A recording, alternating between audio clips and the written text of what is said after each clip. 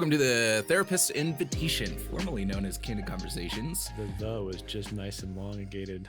Yeah, I kind of lost where my brain went through a glitch real quick. I'm Trevor Sharon. I'm Mark Mayfield. And we are going to pick up on last conversation. If you listened last time we released an episode. If not, stop. We haven't stopped. We were teasing this episode the entire time. Go back and listen to the other one first, and then come back to this one. But before we get into that topic, just some more teasing, we're going to talk about something good in our lives because good grief, we need that. I wish that John Krasinski's thing, he was still doing that because that was pretty cool during COVID. It was really cool. The episodes were fun. Yeah. Something good. Well, I haven't said this publicly. You know, I have on Facebook and Instagram, but we found out that we're pregnant. Woo! So that's pretty cool. Way cool. You know, I never thought we'd have 3 kids, and here we go. So, man, my wife and I are so excited for you. We're stoked, and your little one's gonna have a playmate. I know, she's gonna have so many playmates. It's like, well, I mean, think about the population boom after COVID. Dude, population boom in Mayfield alone. Well, true. I know. We've had you guys 1, 2, 3, 7, I think, in the last, or gonna have 7 in the last year and a half. Yeah, it's crazy. That's nuts. So crazy. My good thing would probably be I have a trip to Seattle to visit one of my best friends, or my best friend. And it happened super randomly. He was supposed to come visit. COVID got in the way. I told my wife that I was feeling really sad about that. And she was like, well, just fly out and go. And I was like, And then I jumped the gun and purchased tickets right after that. And then she was like, oh, great. I'll double down on that idea I had that wasn't really a full suggestion, but how many days? Love you. How many days? 4 or 5. Okay, it's like a Friday through. Yeah, Friday through Tuesday. Okay. So stay safe. It's Seattle. I know, it is Seattle. But they live in the suburbs, don't they? They live in a peninsula south of Seattle, so it'll be fine.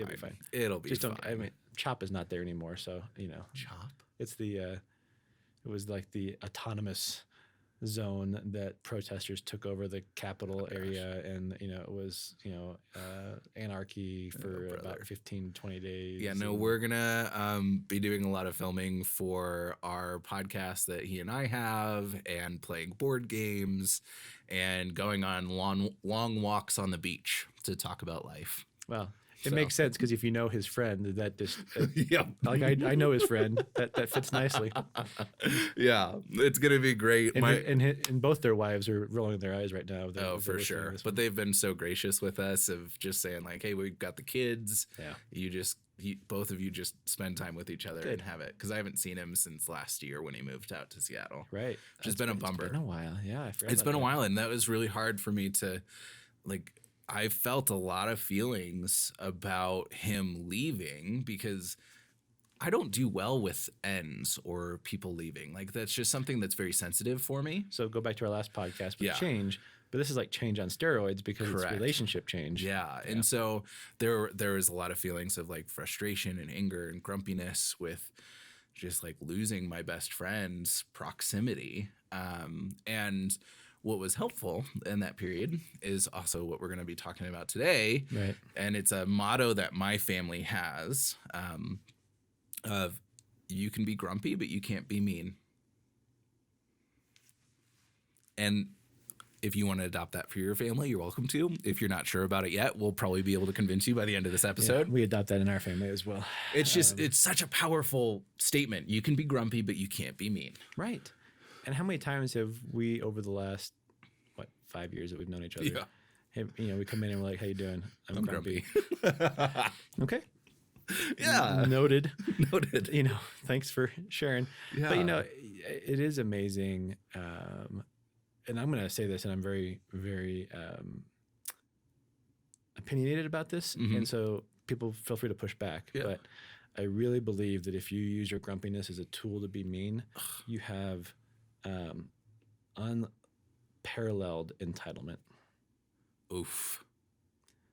Because that's hard hitting. It is. But I'm so and I mean, it applies to me too, right? Yeah. But how dare you treat me poorly because you're in a bad mood? Yeah. Like, I'm sorry. Yeah. Like that just, it does Yeah. not compute. Like Well- there is no,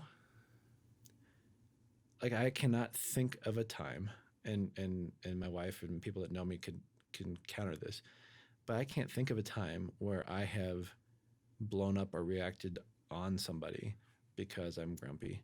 Now, I might have been in a bad mood and the mood affected. Yeah, and things. said something that was maybe a little bit more insensitive than you normally would, Sure, but or not intentional meanness right. or lashing out. And we talk a lot about emotional intelligence on this show, and one of the things that I constantly tell clients is there are no good or bad emotions. No, there's not. There are easier emotions to feel and harder emotions to feel. Right.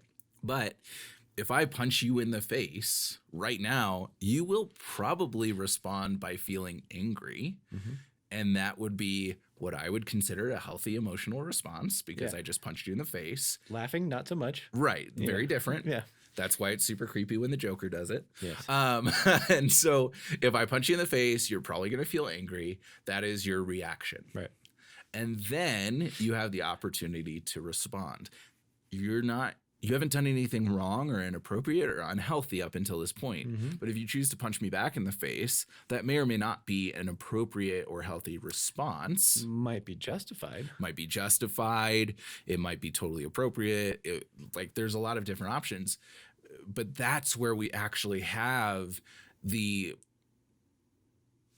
necessity on us to be conscious of how we respond. And that's the difference where it's okay for you to be angry.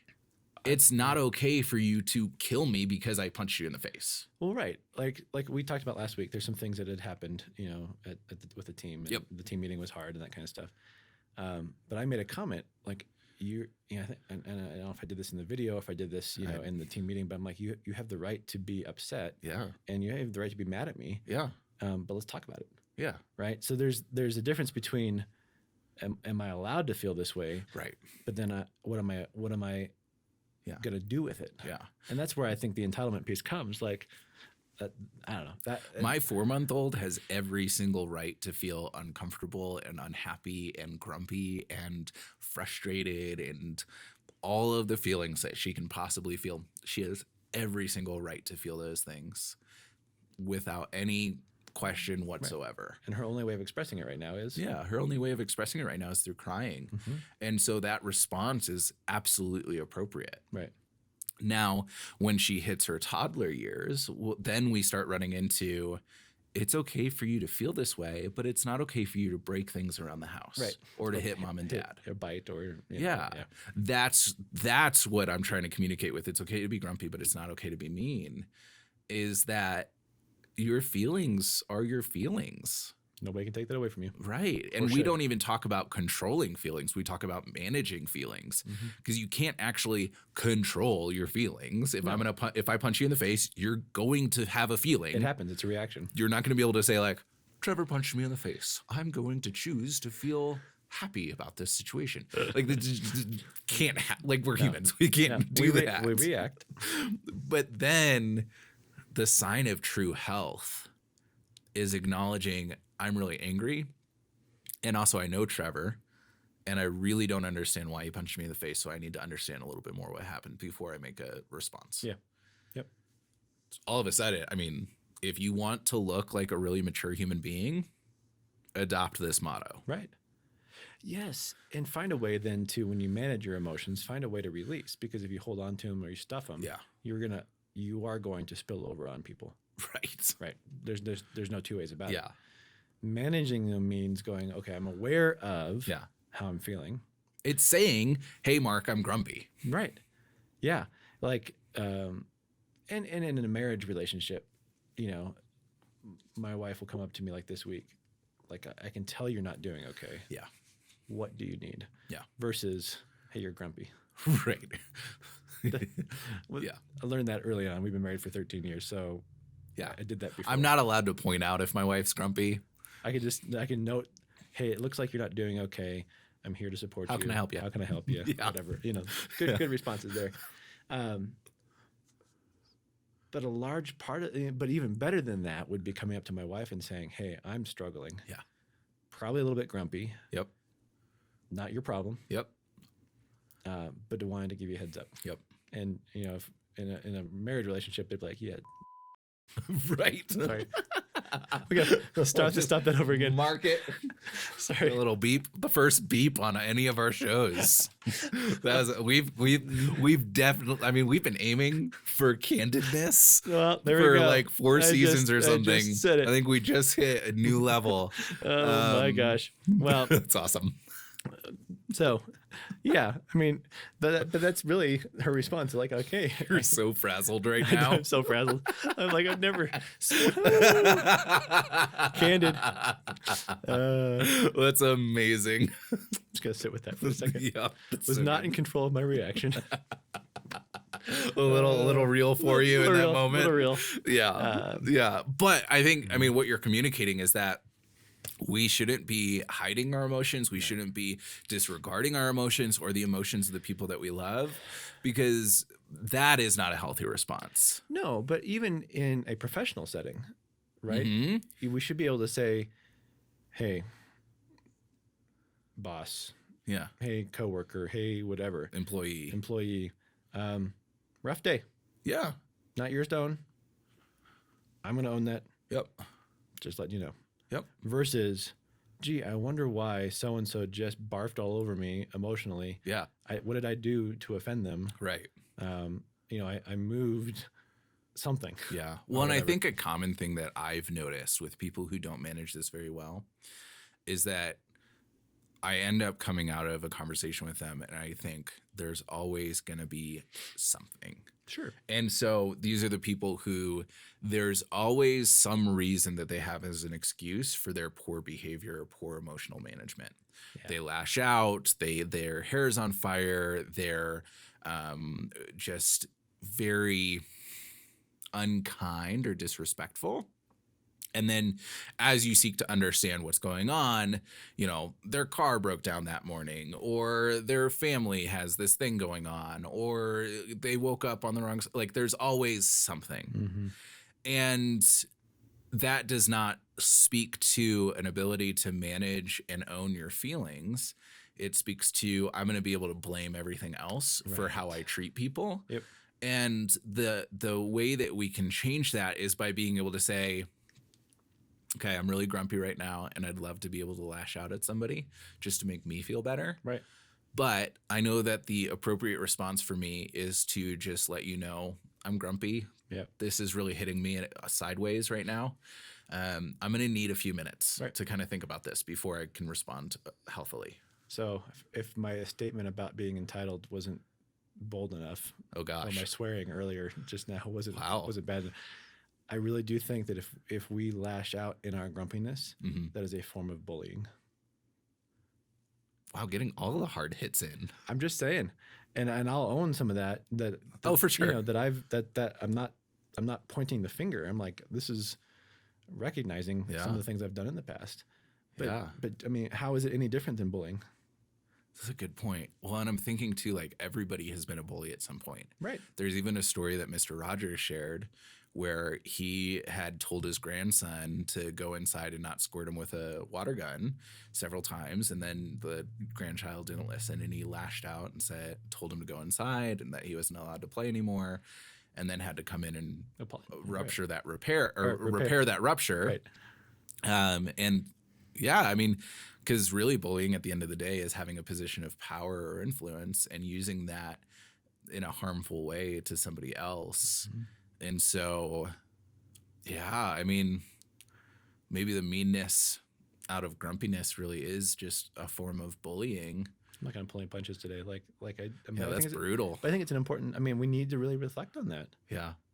And I would also probably wager that if we react emotionally out of really anything, it can be really damaging to relationships. Right. I mean, even if we go on to the opposite end of the spectrum.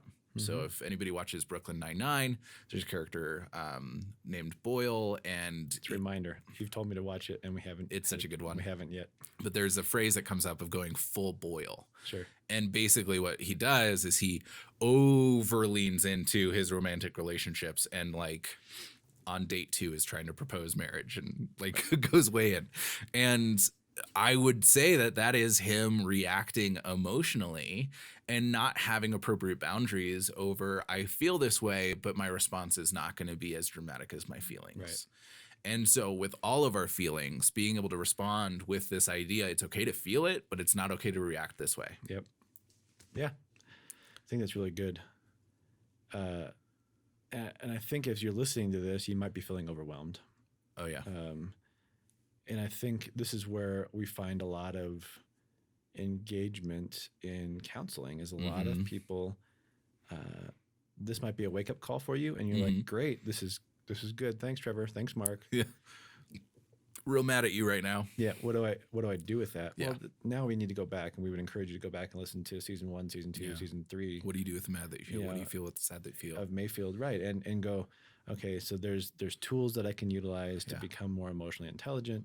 Awareness and honesty is really the big first step in that.